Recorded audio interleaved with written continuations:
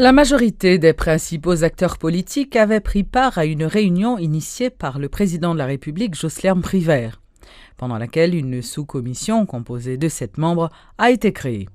Paul Denis, dirigeant de Unité, Pierre Espérance, coordonnateur général du RNDDH, ainsi que des représentants de Petite Dessalines, de Famille Lavalas et du G30, telle en est sa composition. Ils sont chargés de définir les termes de référence de la commission de vérification électorale. Le parti haïtien Tête-Calais, le KID et le parti La Paix n'ont pas pris part à la réunion. Les discussions se sont poursuivies ce mercredi à huis clos au Palais national avec les membres du Conseil électoral provisoire.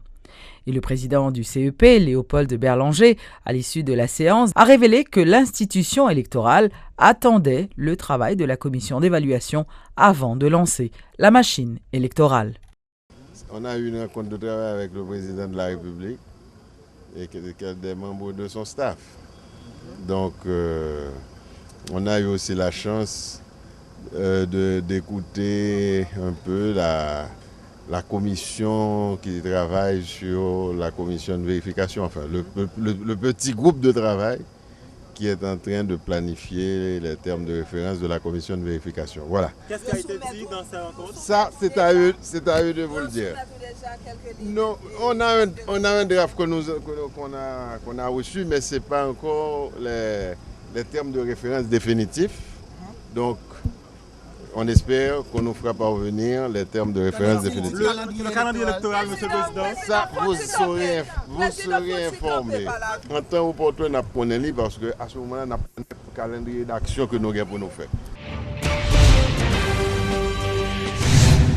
La table de mobilisation du G8 plaide pour la mise en place d'une commission de vérification indépendante. Les responsables ont mis l'accent sur la nécessité que cette structure soit composée de 5 secteurs: université, presse, droits humains, femmes et observation électorale. D'un autre côté, ils ont rejeté les élections municipales publiées lundi dernier. G8 là, il fait recommandation ça et non bataille réelle. On n'a pas besoin d'un paquet d'histoire. Si vous voulez former une commission qui pourra aller véritablement regarder ce qui s'est passé 25 octobre et 9 août là, on a besoin d'un paquet d'histoire. Secteur là, ressources humaines là, il faut une invitation en deux secteurs ça pour poser problème là, pour former une commission. Pour nous-mêmes, toute l'autre démarche parallèle par rapport à ça, c'est dilatoire, c'est démarche de chantage, c'est pour consommation publique. Et très clair, on a continué vous-même. On va demander dans la commission de vérification de vérifier ce processus électoral là, qui est 9 août 25 octobre, et pour publier, pour me être cohérent, pour rejeter les résultats. Et moi-même, on a continué démarche sur la commission de vérification, je vais le résultat parce que la vérification va faire pour le président seulement. Il faut être clair sur ça. Les États-Unis menacent de reconsidérer son appui financier à Haïti si les autorités traînent les pieds dans la relance du processus électoral. Le coordonnateur spécial pour Haïti au département d'État américain, Kenneth Merten, a fait cette annonce mardi lors d'une interview accordée au journal créole de La Voix de l'Amérique. Et selon le diplomate américain, une commission d'évaluation électorale est inopportune car plusieurs instances, tant nationales qu'internationales, avaient observé les élections et n'avaient pas relevé de fraude évidente. M. Merten a affirmé que les partenaires d'Haïti sont impatients de collaborer avec un gouvernement légitime et un président sorti des urnes, soulignant que le gouvernement de transition ne peut plus compter sur l'aide de la Banque mondiale. Aucun fonds ne sera décaissé durant cette période de transition, avait annoncé sa représentante en Haïti, Marie Barton-Doc. Commission vérification, il n'est pas noté dans l'accord 5 février du tout, non? Il n'est pas là-dedans. Il y a certains politiciens, certains hommes politiques qui t'avaient insérer là-dedans. Oui, t'avaient insérer, mais il n'est pas là-dedans. En tout cas, comprendre qu'il y a un certain monde qui t'avaient une commission de vérification, mais ça me fait demander que pour qui ça nous a gagné un observateur international, observateur Union européenne qui t'a observé l'élection, observateur OEA qui était là, un pile monde. Tout le monde a observé l'élection tout partout dans le monde, surtout dans l'hémisphère de l'Ouest. Et c'est un monde qui jugeait l'élection tout partout dans la même façon. C'est-à-dire Haïti, ils jugeait l'élection en Haïti au même standard qu'ils jugeaient l'élection en Argentine, en Colombie, etc. Et moun sa yo, observateur sa yo te observé l'élection et yo pas de gros problème. Gros irrégularité. Mais il y a certains politiciens qui te disent juste après l'élection et continuent à dire aujourd'hui que tu as une fraude massive. Ce que observateurs n'ont pas de jamais téwé et jusqu'à aujourd'hui, on ne peut jamais aucune preuve fraude moun yo suggéré. Peut-être qu'il était gain, pas qu'on est, mais pas de jamais preuve.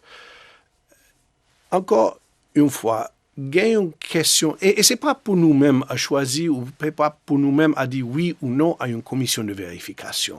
C'est un bagage pour le gouvernement Haïti à décider.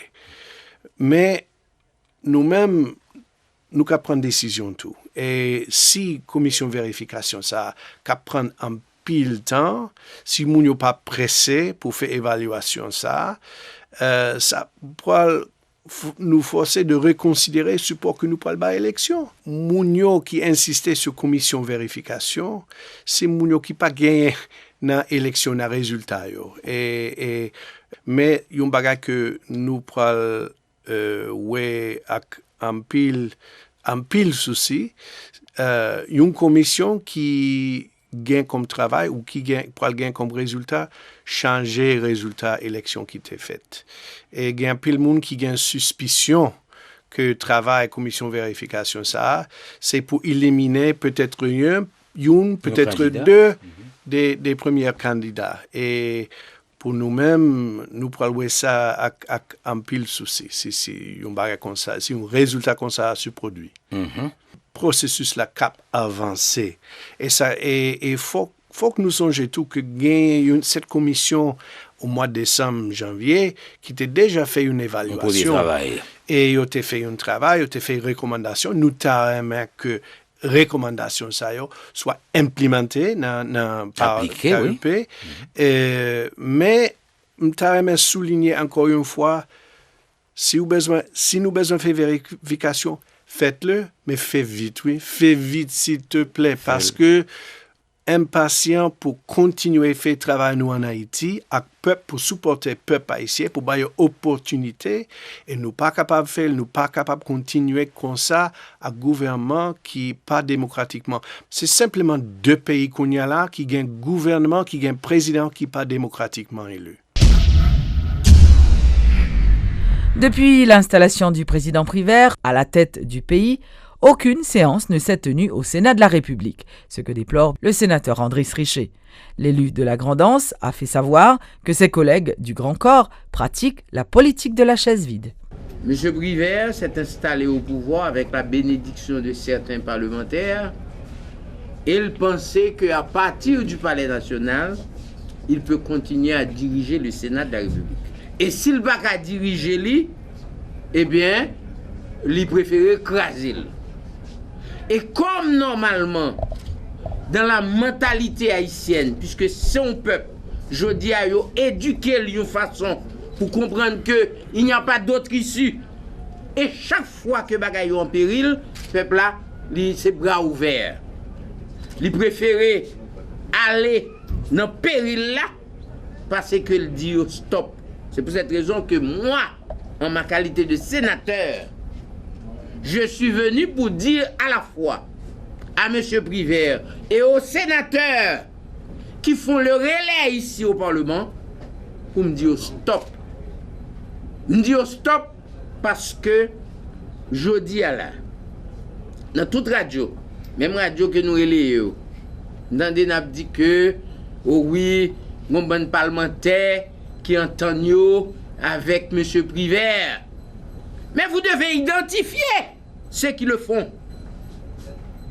Il y a quand même des citoyens honnêtes dans ce pays. Il n'y a pas que des vagabonds dans ce pays. Il n'y a pas que des filous dans ce pays. Alors, toute la journée, m'entendez que nous avons accusé le haut lieu de la démocratie qui est le Parlement, comme si nous avons son bon malandrin qui cite là, un bon vaurien, un bon soucif, et siquet, et ça me donne des nappes dans la radio, comme si nous avons que nous comprenons que tout le monde fait partie de cette canaille. Le projet, c'est de travailler pour que le pays soit doté d'un parlement. Un parlement défendant les intérêts de la population haïtienne. Cette population qui a trimé là aujourd'hui, avec on la vie chère, avec des gens incompétents, n'ont pas de niveau. La première édition de la foire Tech Art a été lancée ce mercredi par le Centre de formation technique et professionnelle Haïti Tech sous le thème « Découvrons ce que la technique apporte à l'art ». Ronnie Desrogènes, qui est le directeur exécutif de Haïti Tech, a affirmé que cette activité est organisée dans le but d'inciter les jeunes à réfléchir sur le lien qui existe entre l'art et la technique. Il encourage aussi les jeunes à innover pour le développement du pays. Donc, la créativité, ce potentiel-là, on peut l'amplifier, on peut l'attiser, et c'est ce qu'on voudrait faire en prenant ce prétexte ce matin, en se basant sur cette journée d'art, pour dire que la technique peut être au service de l'art. D'ailleurs, les œuvres que vous allez retrouver à l'extérieur, qui sont exposées, et vont être hébergées au niveau d'un site créé par nos étudiants. Il y a tout un cybergalerie, et c'est une façon très innovante, très novatrice pour nos étudiants de réfléchir, de penser et de voir comment apporter leur contribution à l'art. Donc, vous voyez, entre l'artisan, le métier ou encore l'artiste, il n'y a pas de séparation, sauf que peut-être l'artiste, il crée pour créer, mais l'artisan, lui, a un but utilitaire derrière. Mais à part ça, ils vont se raviver, c'est dans les mêmes sources, là, comme ça.